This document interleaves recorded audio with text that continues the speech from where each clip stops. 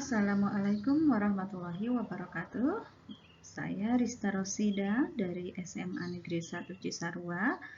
Pada kesempatan ini akan menyampaikan pemecahan masalah, yaitu beberapa siswa di sekolah kami ingin melihat kegiatan porak di SMPN 1 Cisarua, yang notabene kegiatan porak tersebut adalah kegiatan internal yang tidak boleh ada pihak luar terlibat atau bergabung di dalamnya.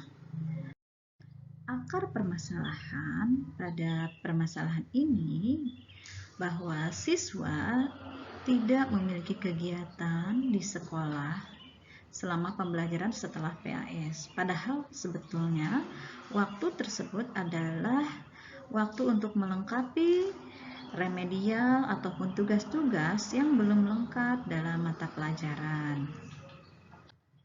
Alternatif solusi, sekolah mengadakan kegiatan pentas seni, pertandingan olahraga antar kelas selama pembelajaran menjelang pembagian rapot.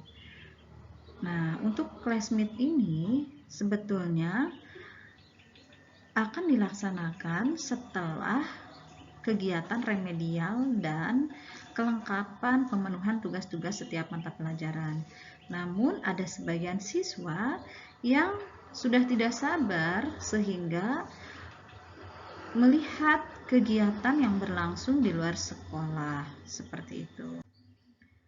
Untuk hasil pemecahan masalah, alhamdulillah setelah berdiskusi dan mendapat bimbingan konseling dari guru BK dan diadakannya berbagai kegiatan pentas seni dan pertandingan olahraga antar kelas di sekolah menjelang pembagian rapot, para siswa mengikuti kegiatan dengan antusias karena mereka memiliki kegiatan yang positif.